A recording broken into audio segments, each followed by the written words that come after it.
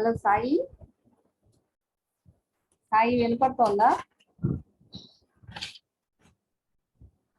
Madam వినిపిస్తుంది, చెప్పండి. Okay అమ్మా.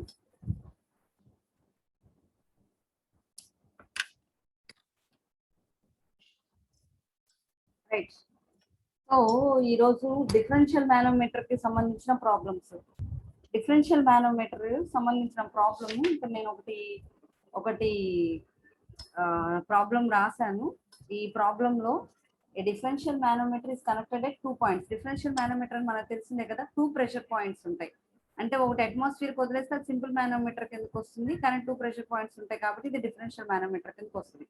A differential manometer is connected at 2 points A and B of pipes as shown in the figure. The pipe A contains a liquid of specific gravity 1.5, while pipe B contains a specific gravity 0.9. The pressures at A and B are 1 kgf per centimeter square and 1.80 kgf per centimeter square respectively. Find the difference in mercury level in the differential manometer. 1 kgf is equal to 9.81 newtons. So ఇక్కడ 2 pressure points ఇచ్చాడు. So మనం ఏం చేయాలి, first note చేసుకోవాలి. Paper pen తీసుకుంటే problem ఎలా చేయాలో చెప్తాను.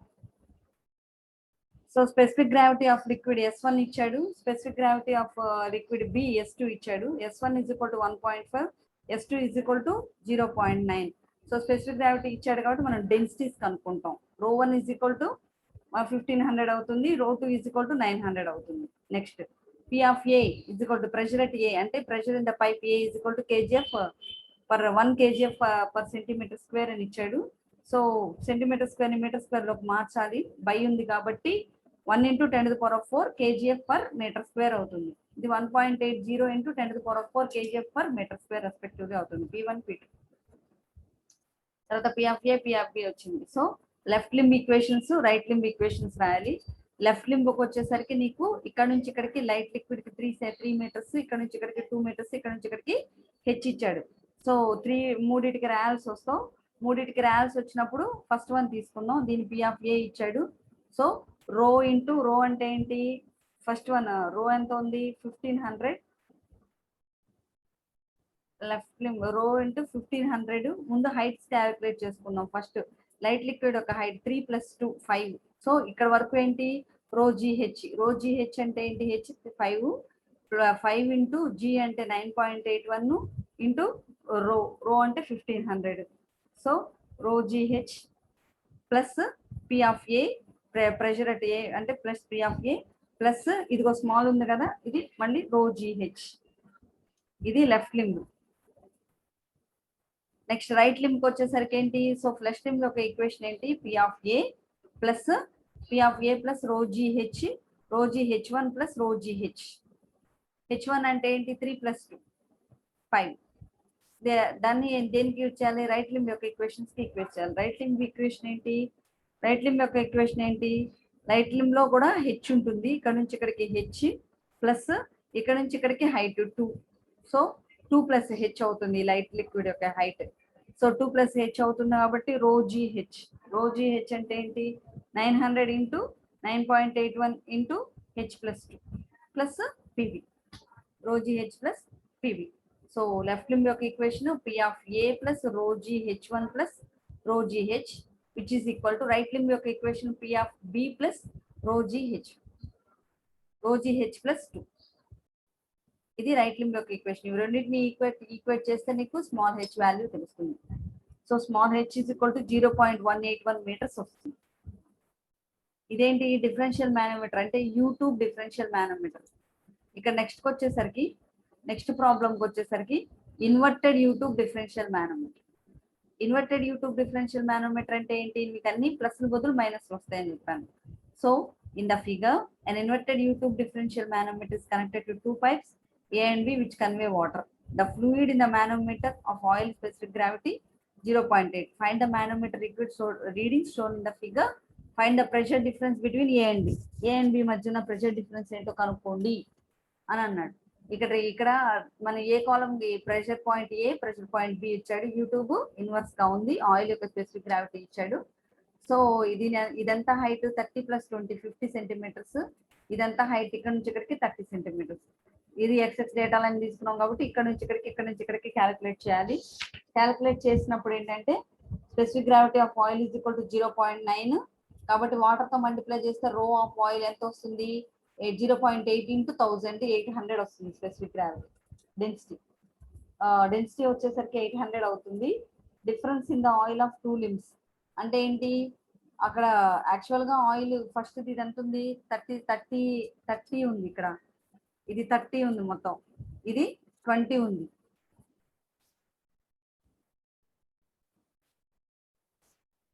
ఇది 30 ఉంది, ఇది 20 ఉంది. కానీ ఇక్కడ నుంచి ఇక్కడికే కదా హైట్ కనుక్కోవాలి. 20తో సంబంధం లేదు కదా, కాబట్టి ఇక్కడ నుంచి అంతా ఇది 30 20. సో ఇక్కడ నుంచి ఇక్కడ హైటే కదా మనకు సంబంధం. ఇది 20తో పని లేదు. 20తో పని లేదు కాబట్టి 20తో పని లేదు కాబట్టి ప్రెషర్ ఇన్ ఎక్స్ఎక్స్. ఎక్స్ఎక్స్ లో ప్రెషర్ ఎంత అవుతుంది? P of A minus rho G H. P of A minus rho G H అంటే ఏంటి? పి ఆఫ్ ఏ, ఇది పి ఆఫ్ ఏ మైనస్ రో అంటే ఎంత? డెన్సిటీ ఆఫ్ ఆయిల్ అంటే పైది కదా ఆయిల్, ఇక్కడ కింద ఆయిల్ లేదు కాబట్టి రో ఎంత 1000 ఇంటూ 9.81. జీ అంటే 9.81 ఇంటూ డిస్టెన్స్ ఎంత అక్కడ నుంచి ఇక్కడికి 30 సెంటీమీటర్స్. దాని మీటర్స్ లోకి మారిస్తే 0.3. సో 0.3 అది pressure in the left limb. Right limb లోకి వచ్చాం అనుకో. రైట్ లింబ్ లోకి వచ్చినప్పుడు ఏంటి? ఇక్కడ నుంచి ఇక్కడికి హైట్ 30 ఉంది. ఇక్కడ నుంచి ఇక్కడికి మొత్తం 50 మైనస్ 30 తీస్తే ఇది 20 అవుతుంది. సో 30 ప్లస్ 20 అంటే ఏంటి? మొత్తం 50 అవుతుంది. సో కానీ ఇది వేరు, ఇది వేరు కాబట్టి ఇక్కడ నుంచి ఇక్కడికి వేరు, ఇక్కడ నుంచి ఇక్కడికి వేరు. So P of B plus minus P of B minus rho G into H అంటే 30 మైనస్ రోజీ ఇంటూ హెచ్ అంటే 20. సో ఇక్కడ రో వచ్చేసరికి 0.8 స్పెసిఫిక్ గ్రావిటీ ఆఫ్ ఆయిల్ తీసుకోవాలి. ఇది రో వచ్చేసరికి వాటర్ యొక్క రో 1000 తీసుకోవాలి. క్యాలిక్యులేట్ చేస్తే మీకు ఆన్సర్ వస్తుంది. పి ఆఫ్ బి ఎంతో వస్తుంది? P of B minus P of A ఎంతో వస్తుంది. ఈ రెండు ప్రాబ్లమ్స్ టెక్స్ట్ బుక్ లో కూడా చాలా క్లియర్ గా ఉన్నాయి. పేజ్ నెంబర్ 52లో ఒక ప్రాబ్లం ఉంది, 53లో ఒక ప్రాబ్లం ఉంది.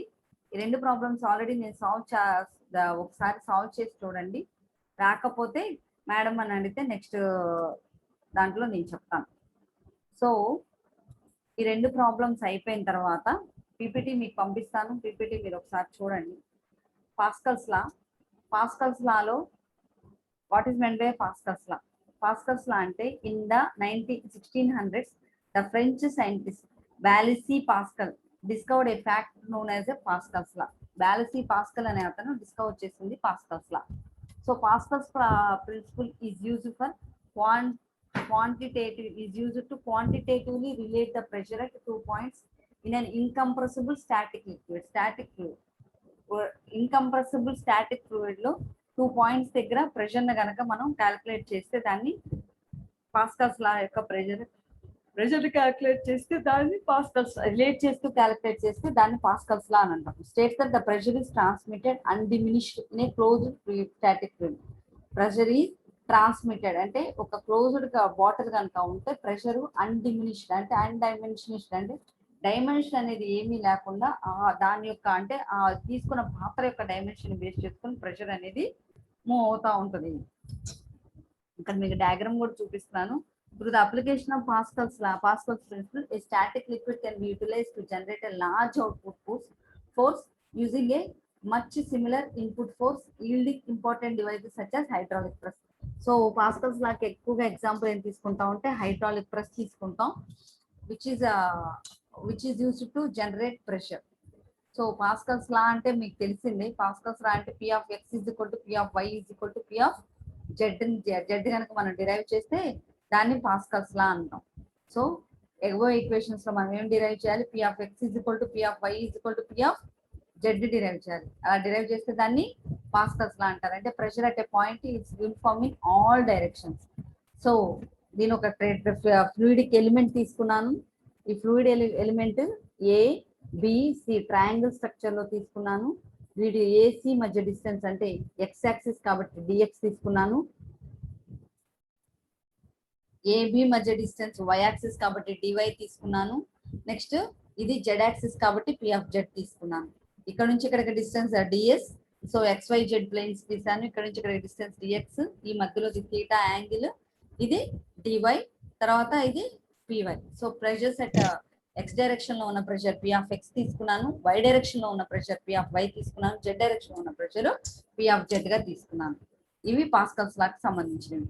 నెక్స్ట్ ఫ్లూయిడ్ ప్రెషర్ అంటే ఏంటి? ప్రతి చోట ఫ్లూయిడ్ ప్రెషర్. దీన్ని హైడ్రాలిక్ ప్రెస్ కి సంబంధించిన ఈక్వేషన్స్ చెప్పేటప్పుడు యాక్చువల్ గా ఏంటంటే ఎటు నుంచి మనం ప్రెషర్ పంపించినా ఈ ప్రెషర్ ఎంత ఉంటుందో ఈ ప్రెషర్ ఉంటుంది అని అర్థం. ఇందాక డయాగ్రామ్ పాస్కల్స్ లాకి ఎగ్జాంపుల్ చెప్పేటప్పుడు. నెక్స్ట్ ఇప్పుడు వీటిని తీసుకునేటప్పుడు ఏసీ అనేది వై డైరెక్షన్ లో ఉంది కాబట్టి ఏసీ మీద యాక్టింగ్ ఫోర్స్ అంటే ఏంటి? ప్రెషర్ ఇంటూ డిస్టెన్స్ ఇంటూ దాని యొక్క థిక్నెస్. ఆ థిక్నెస్ ఉన్న 1 mm థిక్నెస్ ఉన్న ఎలిమెంట్ తీసుకున్నాం కాబట్టి pressure into distance into thickness, right? ఇది సో అప్వర్డ్ యారో ఉంది అంటే ఏంటి? ప్రెషర్ వై డైరెక్షన్ లో ఉంది కానీ మూమెంట్ ఎక్కడ ఉంది? ఏసీ అనేది ఎక్స్ డైరెక్షన్ లో ఉంది కాబట్టి so force acting in on AC ఏమవుతుంది? P of Y into dx into 1. So ఇదేంటిది? AB force acting on AB ఏమవుతుంది? డైరెక్షన్ వచ్చేసరికి ఎక్స్ డైరెక్షన్ లో, వై డైరెక్షన్ లో ఉంది. ప్రెషర్ వచ్చేసరికి ఎక్స్ డైరెక్షన్ లో ఉంది కాబట్టి P of X into dy into 1. So దీని ఫోర్స్ ఎట్ ఏబి అంటే P of X into dy into 1.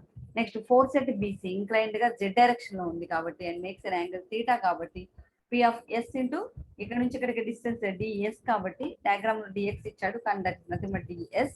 P of S into D S into 1 చూడండి కావాలంటే P of S Z into D S into 1.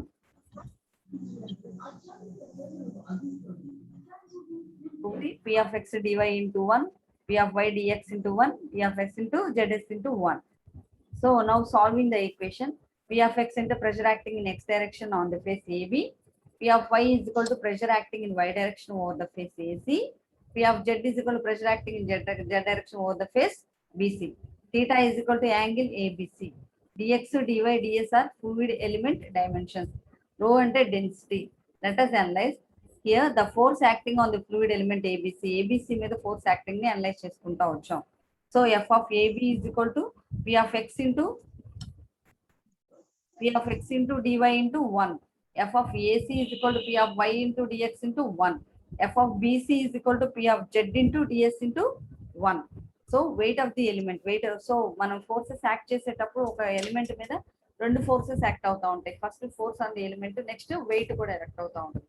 So weight is equal to volume into density of fluid into acceleration due to gravity. Weight ante enti? Volume into density into acceleration to the gravity. Volume ante enti? Area and width of the fluid into density of the fluid into acceleration due to. Volume ante area into width తీసుకుంటే volume. So AB into AC by 2 into 1 into rho into G. AB ante enti? AB distance dy, DC AC distance dx by 2 into rho into G. ఇది weight కనుక్కునేటప్పుడు. So weight కనుక్కున్న తర్వాత ఏంటి? P of X, P of Y అంటే X direction లో ఉన్న values ని Y అంటే considering forces in X direction, forces in Y direction తీసుకుంటున్నాం. ఫోర్సెస్ ఇన్ ఎక్స్ డైరెక్షన్ తీసుకుంటే ఏంటిది? పి ఆఫ్ ఎక్స్ డివై, ఇది ఎక్స్ డైరెక్షన్ కదా, P of X D Y into 1. ఇక్కడికి ఏమొస్తుంది? ఇక్కడ ఎక్స్ డైరెక్షన్ లో ఒక ఫోర్స్ ఉంటుంది, వై డైరెక్షన్ లో ఒక ఫోర్స్ ఉంటుంది. అది ఎలా తీసుకుంటామో ఇక్కడ చూద్దాం. సో ఇది P of X X direction, ఇది పి ఆఫ్ వై. ఇక్కడ ఏంటిది? ఎక్స్ డైరెక్షన్ లో ఒక ఫోర్స్, వై డైరెక్షన్ లో ఒక ఫోర్స్. ఎక్స్ డైరెక్షన్ లో ఫోర్స్ తీసుకునేటప్పుడు ఇలా డైరెక్ట్ గా వస్తుంది కాబట్టి పి ఆఫ్ జెడ్ అంటే ఏంటి? జెడ్ యాక్సిస్ అనేది ఇంక్లైన్డ్ గా ఉంది కాబట్టి రెండు ఫోర్సెస్ తీసుకుంటాం ఇక్కడ, ఎక్స్ డైరెక్షన్ లో ఒకటి, వై డైరెక్షన్ లో ఒకటి. ఎక్స్ డైరెక్షన్ లో తీసుకునేటప్పుడు ఏమవుతుంది? ఇది X direction P of Z sine theta అవుతుంది. వై డైరెక్షన్ తీసుకునేటప్పుడు ఏంటి? P of Z cos theta అవుతుంది. సో ఇప్పుడు ఎక్స్ డైరెక్షన్ లో ఫోర్సెస్ తీసుకునేటప్పుడు ఏం చేస్తాం? P of X into area minus P of Z అంటే ఏంటి? ఇది ఏంటిది? ఫోర్స్ ఇది ఈ డైరెక్షన్ లో ఉంటే ఇది ఈ డైరెక్షన్ లో ఉంది కాబట్టి minus P of Z sine theta into area. So P of X into AC into 1 minus P of Z into BC into 1 is equal to 0. So AC బీసీలో వస్తుంది. Sine theta is equal to AC by BC, cos theta is BC. So AC is equal to BC sine theta. ఇందులో తీసుకెళ్ళి ఆ first equation లో substitute చేస్తే ఇవి రెండు కొట్టుకుపోతాయి. P of X is equal to P of Z వస్తుంది. అలాగే వై డైరెక్షన్ అంటే ఏంటి? ఎక్స్ డైరెక్షన్ ఈక్వేషన్స్, అలాగే Y direction equations. Y direction equations తీసుకునేటప్పుడు కూడా P of Y into dx minus P of Z into ds cos 90 minus theta minus Y direction లో weight కూడా ఉంది కాబట్టి వెయిట్ కూడా తీసుకుంటాం.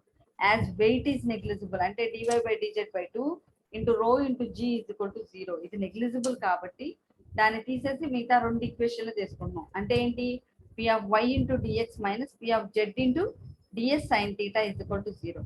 ఎప్పుడైతే ఇది తీసుకొని ఈక్వేట్ చేసుకున్నాం p of y is equal to p of z, ఇందాక p of x is equal to p of z వచ్చింది. కాబట్టి సో అబౌవ్ 3 ఈక్వేషన్స్ మనం కన్సిడర్ చేస్తే p of x is equal to p of y is equal to p of z. So ఇది is nothing but a Pascal's law. Next ఈ Pascal's law state చేసేటప్పుడు let understand how hydraulic systems is based on Pascal's law. Hydraulic systems Pascal's law మీద ఎలా ఉంటాయి అని చూపించేటట్టు. As we know, the pressure at every point in an enclosed liquid will be same, and hence there is no matter about the shape of the vessel or container in which liquid is placed.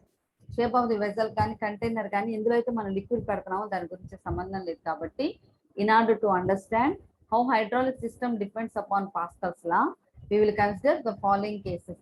Hydraulic system అంటే ఏంటి, మనం example చెప్పుకునేటప్పుడు hydraulic press అని చెప్పుకున్నాం. కాబట్టి ఈ hydraulic system Pascal's law మీద ఎలా ఉంటుంది అనేది చూపించడానికి మనం ఇక్కడ ఒక అలా ఉంటుందని చూపించడానికి హైడ్రాలిక్ సిస్టమ్ ని ఎగ్జాంపుల్ గా తీసుకున్నాం. దాంట్లో P1 తీసుకుంటే F1/A1 ఉంటుంది, P2 తీసుకుంటే F2/A2. According to the Pascal's law P of x is equal to P of y is equal to P of z కాబట్టి P1 is equal to P2. So F1/A1 is equal to F2/A2. So F1 is equal to F2 into A1/A2. ఇది application of Pascal's law. Pascal's law బట్టి ఏంటి, P of 1 is equal to P of 2 is equal to P of 3. నే closed system లో కనుక ఏదైనా మనం pressure తీసుకుంటే that is equal in all directions అని చెప్పేదే పాస్కల్స్ లా. సో ఎగ్జాంపుల్ అంటే పాస్కల్స్ లా చూపించేటప్పుడు మనం ఎగ్జాంపుల్ చేస్తున్నామా. హైడ్రాలిక్ ప్రెస్ కి 2 pistons of a hydraulic limit having diameters of 60 centimeters and 5 centimeters. What is the force exerted by the larger piston when 50 newtons is placed on a smaller piston?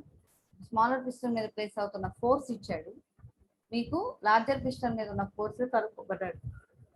అక్కడ area అంటే π/4 d² అన్న r/2 అంటే r is equal to diameter/2 అన్న వేసుకోవచ్చు. So A1 is equal to smaller piston యొక్క area π/4 d².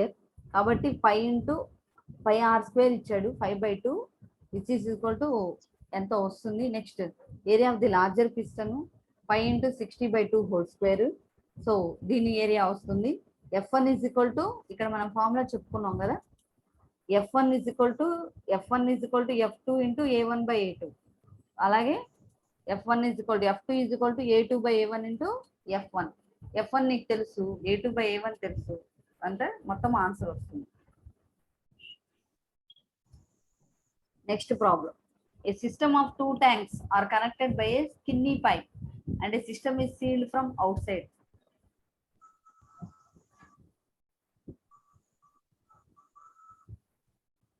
Air is pumped into the tank A on the left. This increases the pressure at opening A. A hydraulic fluid is moved into the tank B and presses up on opening B. If 2550 kg car is lifted by a cylinder at a opening B, then what pressure and force will be exerted at a opening A? Opening A దగ్గర ఎటువంటి pressure force exert అవుతుంది. Pascal's లా use చేసుకొని ఈ formulas అన్ని use చేసుకొని ఈ problem చేయాలి. D of A is equal to 6.0 centimeters. Centimetres ని మీటర్స్ లోకి మార్చుకోవాలి. R of A దాన్ని R of A గా కన్వర్ట్ చేసుకున్నారు. So D of B is equal to 60.0 centimeters. R of B గా కన్వర్ట్ చేసుకున్నారు. M is equal to 2500 newtons. 2550 kg mass ఇచ్చాడు. Right, because of the 2 tanks are sealed away environment, then the pressure in one tank is same as the pressure in other tank. So F of A by A1 is equal to F of A by AA is equal to F of B by BB AB. So ఇవి రెండు calculate చేస్తే మీకు కావాల్సిన force అనేది automatic గా insert చేస్తే automatic గా వస్తుంది. దీన్ని ఫోర్స్ కనుక్కోవటం అని అంటారు. నెక్స్ట్ టాపిక్ వచ్చేసరికి ఇంకా నేను మీకు చెప్పాల్సిన టైప్స్ ఆఫ్ ఫ్లూయిడ్స్ చెప్పాలనుకుంటాను. నెక్స్ట్ దానికి వచ్చేసరికి ఇది buoyancy force. What is meant by buoyancy?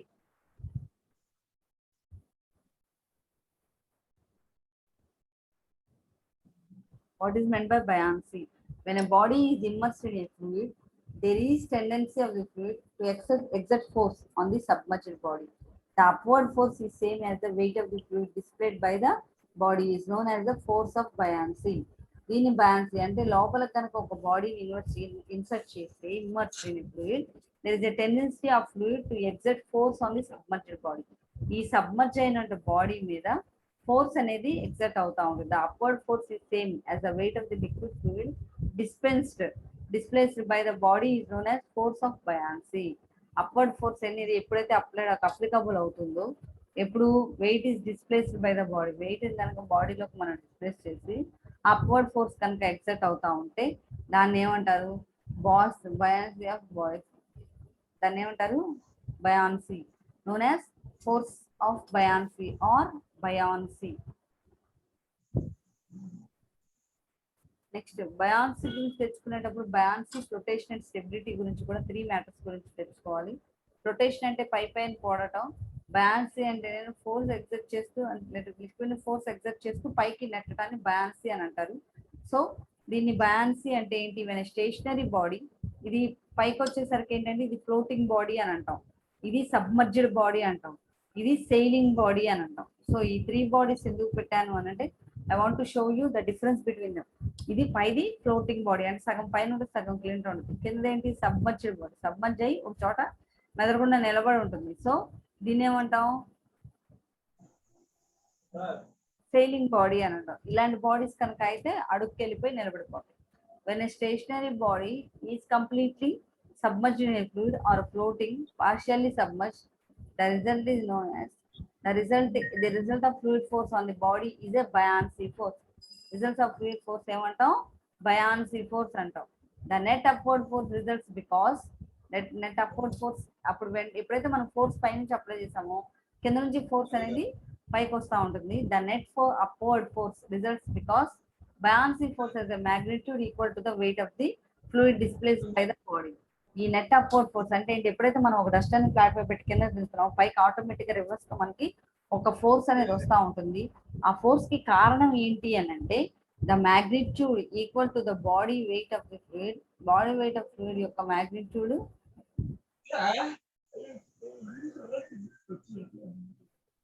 The magnitude equal to the weight of the fluid displaced in the body. దానికి ఒక మ్యాగ్నిట్యూడ్ కూడా, దాని ఫోర్స్ డైరెక్షన్ రెండు ఉంటాయి. బయాన్సీ ఫోర్స్ అయితే magnitude equal to the weight of the fluid. Buoyancy force లో magnitude ఏమవుతుంది? Weight of the fluid అవుతుంది. As a magnitude use as a displaced by the body and directly vertically upward direction. Usual గా ఇలాంటి buoyancy force ఏంటి? ఎప్పుడు మనకి నెట్టుదల ఎప్పుడు upward direction లోనే ఉంటుంది. దాన్ని చెప్తున్నాడు అక్కడ. ఆర్కిమిడీస్ ప్రిన్సిపల్ ఏమని చెప్పాడు అనేది నెక్స్ట్ స్లైడ్ లో చూద్దాం. Buoyancy force has a magnitude equal to the weight of the fluid displaced by the body and decentralized vertically upwards. Displaced by the body and decentralized vertically upwards.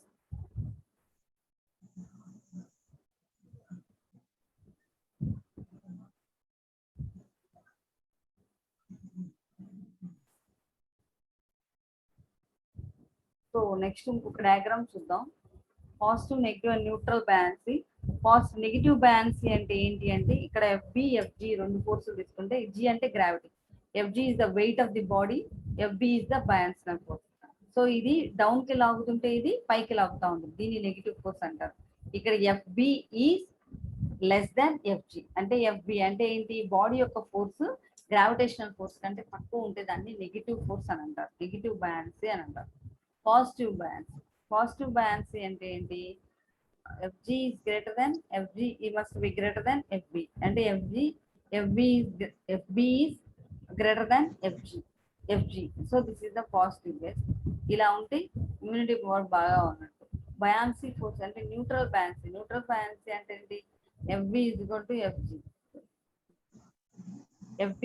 to FG చేస్తే అదేమవుతుంది? Neutral buoyancy కిందకి వస్తుంది. So 3 types of buoyancy forces ఉంటాయి. ఒకటి negative buoyancy, ఇంకోటి positive buoyancy, ఇంకోటి neutral buoyancy.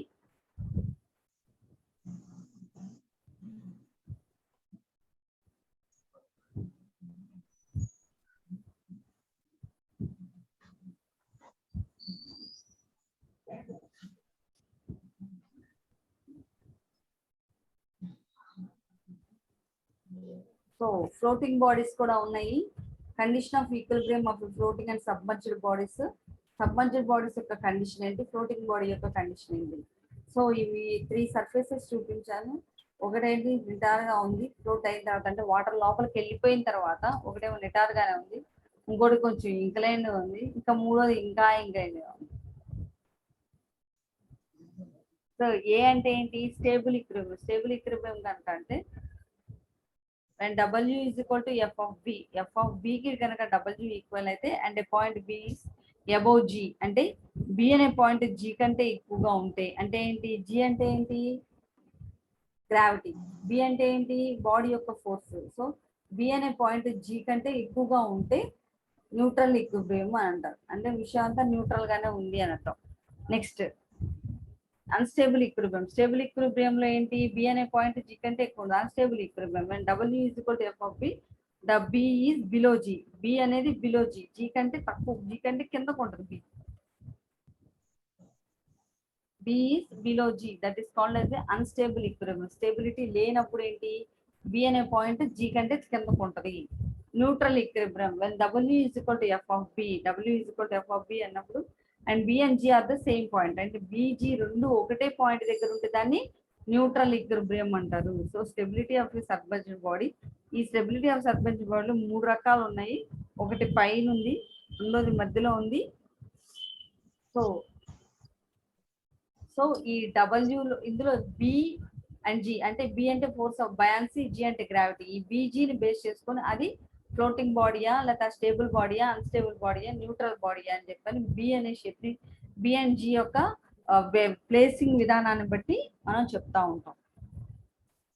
So ఆర్కిమిడియన్ principal అని అన్నాం కదా ఇందాక. ఆర్కిమిడియన్ ప్రిన్సిపల్ ఎక్కడ వచ్చింది మనకి,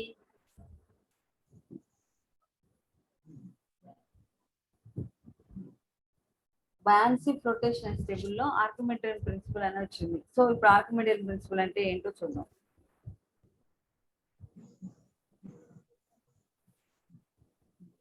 Archimedes states that the buoyancy force is equal to the weight of the fluid. The object displaces. అంటే ఏంటి, buoyancy force అంటే ఏంటి, weight of the fluid.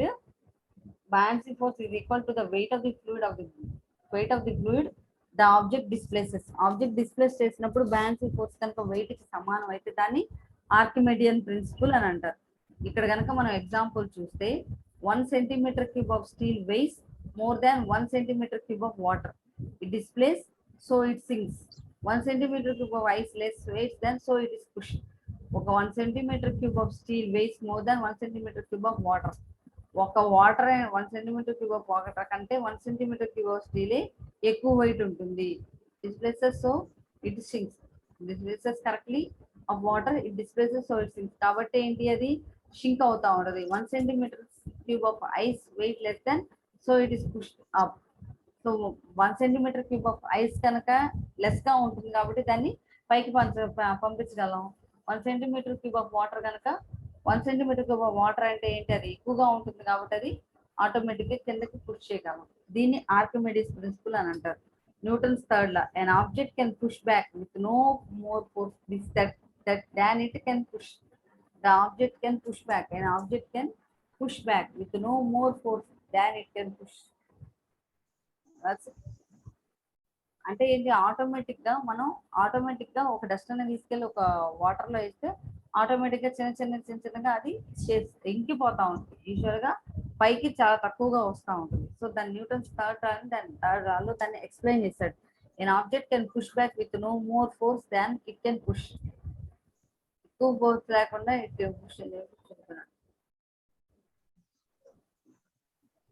A ship made of iron floats while an iron needle sinks. Ship made of iron floats while an iron needle sinks. ఎందుకు, అని అంటే in case of ship which is hello from with in the weight of the water displaced by the ship is more than the weight of the strip hence it floats. The weight of the water displaced by the ship is more than the weight of the which is hollow. అంటే ship అంటే హాలోగా ఉంటుంది కాబట్టి the weight of the water displaced by the ship is more than the weight of the ship, hence it floats. Weight of the water displaced అంటే ship నుంచి బయటకు వస్తున్న water లోపల ఉన్న వాటర్ సమానంగానే ఉంటాయి కాబట్టి దాన్ని ఏమంటున్నాం,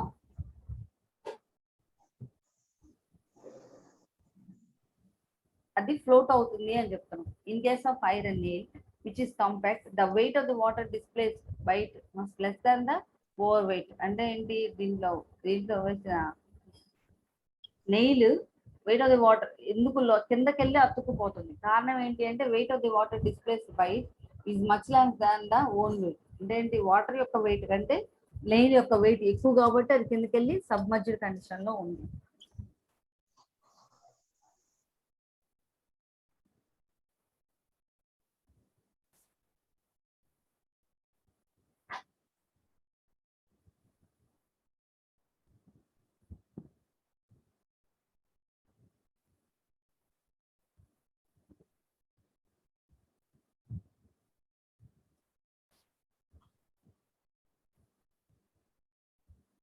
సో ఇంకా లాస్ట్ టాపిక్ ఏముంది అంటే మెటా సెంటర్ హైట్. ఇంకోటి ఏంటంటే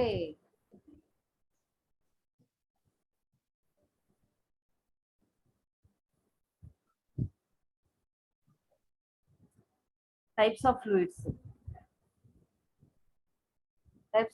కూడా ఎక్స్ప్లెయిన్ చేస్తే ఆల్మోస్ట్ ఫస్ట్ యూనిట్ అయిపోతుంది. సో మెటా సెంటర్ అంటే ఏంటి అంటే షిప్స్ కి సంబంధించిందే ఇది మెటా సెంటర్ కూడా.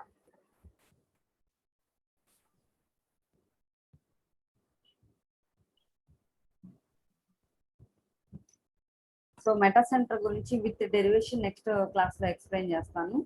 ఓకే,